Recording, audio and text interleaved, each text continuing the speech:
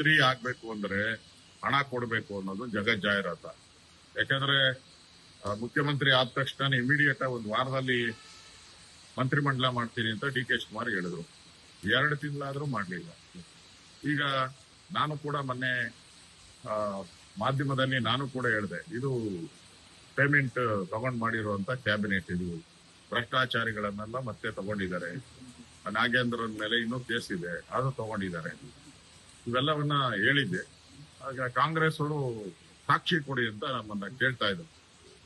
ಈಗ ತಿಮ್ಮಾಪುರೆ ಅವರು ಮತ್ತು ನಂಜಯ್ಯನ್ ಮಠ ಅವರು ಮಾತಾಡಿರುವಂತ ಆಡಿಯೋ ರಿಲೀಸ್ ಮಾಡಿದ್ದೀನಿ. ನಿನ್ನೆ ನಾನು ಅದನ್ನ ರಿಲೀಸ್ ಮಾಡಿದ್ದೀನಿ. ನಾನು ಎಲ್ಲ ಮಾಧ್ಯಮಕ್ಕೂ ನಾನೇ ಕೊಟ್ಟಿದ್ದೀನಿ, ರಿಲೀಸ್ ಮಾಡಿದ್ದೀನಿ. ಅದರಲ್ಲಿ ಸ್ಪಷ್ಟವಾಗಿ ಹೇಳಿದ್ದಾರೆ. ಮತ್ತೆ ನಂಜಯ್ಯನ್ ಮಠ ಮಾತಾಡಿರೋದು ನಿಜ ಅಂತಾನು ನಂಜಯ್ಯನ್ ಮಠ ಒಪ್ಕೊಂಡಿದ್ದಾರೆ.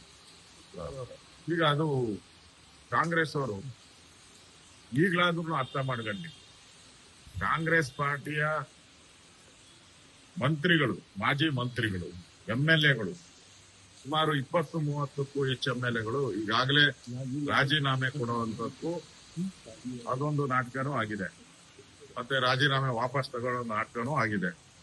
ಮತ್ತೆ ಮುಖ್ಯಮಂತ್ರಿ ಸುರ್ಜೇವಾಲಾ ಯಾವ ಪರಿಸ್ಥಿತಿ ಕಾಂಗ್ರೆಸ್ಗೆ ಯಾವ ಹೀನಾಯ ಪರಿಸ್ಥಿತಿ ಬಂದ್ಬಿಟ್ಟಿದೆ ಅಂದ್ರೆ, MLAಗಳು ಹುಡ್ಕೊಂಡು ಮುಖ್ಯಮಂತ್ರಿನ ಸುರ್ಜೇವಾಲಾನ ಭೇಟಿ ಮಾಡಕ್ಕೆ ಡೆಲ್ಲಿಗೆ ಹೋಗ್ಬೇಕಾಯ್ತು. ಮುಖ್ಯಮಂತ್ರಿ ಮನೆಗೆ ಅದು ಬಿಟ್ಬಿಟ್ಟು ಇವರೇ ಎಲ್ಲರ ಮನೆ ಹೋಗಿ ಅವರ ಪಾದ ತೊಳಿತಾ ಇದ್ದಾರೆ, MLAಗಳ ಪಾದಗಳನ್ನ ತೊಳಿತಾ ಇದ್ದಾರೆ. ಇದಕ್ಕಿಂತ ನಾಚಿಗೇಡಿನ ಕೆಲಸ ಏನೂ ಇಲ್ಲ. ಅಂದ್ರೆ ಎಲ್ಲ ಇವತ್ತು MLAಗಳು ಕೂಡ ದುಡ್ಡು ತಗೊಂಡು ಮಂತ್ರಿ ಮಾಡಿದ್ದಾರೆ ಅಂತ ರಾಜಾರೋಷವಾಗಿ ಹೇಳ್ತಾ ಇದ್ದಾರೆ. ಜಯಚಂದ್ರ ಅವರಂತೂ ಇವರು ಮಾಡಿರೋ ಮಂತ್ರಿಗಳು ಮಕ್ಕ ಇಟ್ಕೊಂಡು ನಾವ್ ಹೆಂಗೆ ಏರಿಯಾದಲ್ಲಿ ಹೋದ್ರು ಮಕ್ಕ ತೋರ್ಸೋದು ನಮ್ಮ ಮಾತನ್ನು ಹೇಳ್ತಾ ಇದ್ದಾರೆ. ಅದರಿಂದ ಈ ಮಂತ್ರಿಮಂಡಲ ಏನಾಗಿದೆ, ಇದು ಪೇಮೆಂಟ್ ಗಿರಾಕಿಗಳ ಮಂತ್ರಿಮಂಡಲ ಇದು. ಇದರಿಂದ ರಾಜ್ಯದ ಒಳಿತಾಗಲ್ಲ. ಈಗ ಅವರೆಲ್ಲ ಪೇಮೆಂಟ್ ಕೊಟ್ಮೇಲೆ ಇನ್ ಜನಗಳ ಹತ್ರ ಬಡ್ಡಿ ಸಮೇತ ವಸೂಲ್ ಮಾಡ್ತಾರೆ. ಜನಗಳ ಇನ್ಮೇಲೆ ಲಂಚದ ಪ್ರಮಾಣ ಈಗಾಗಲೇ 60% ಸರ್ಕಾರ ಇದೆ. ಕಾಂಗ್ರೆಸ್ ಸರ್ಕಾರ 60% ಲಂಚದ ಸರ್ಕಾರ ಅಂತ ಈಗ ಜಗಜ್ಜಾಹಿರಾತ ಇದೆ.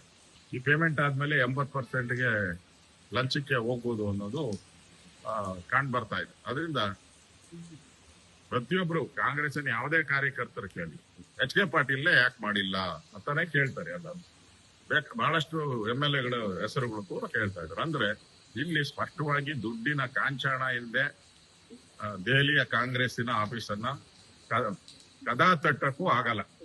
ಕದಾ ತಟ್ಟಬೇಕಾದ್ರೂ ನೀವು ಅಲ್ಲಿ ಲಂಚ ಕೊಡಬೇಕು. ಇಲ್ಲ ಅಂದ್ರೆ ನಿಮ್ಗೆ ಇಲ್ಲಿ ಒಳಗೆ ಎಂಟ್ರಿನೇ ಇಲ್ಲ, ಮಾತುಕತೆ ಆಮೇಲೆ. ಆ ಪರಿಸ್ಥಿತಿ ಇರುವಂತದ್ದು. ಇವತ್ತು ಒಂದು ಕರ್ನಾಟಕದಲ್ಲಿರೋ ಕಾಂಗ್ರೆಸ್ಸಿನ ಸರ್ಕಾರ ಒಂದು ಭ್ರಷ್ಟ ಸರ್ಕಾರ ಅನ್ನೋದು ಜಗಜ್ಜಾಹಿರಾತ. ಸರ್, ಈಗ ಹೊರಟ್ಟಿ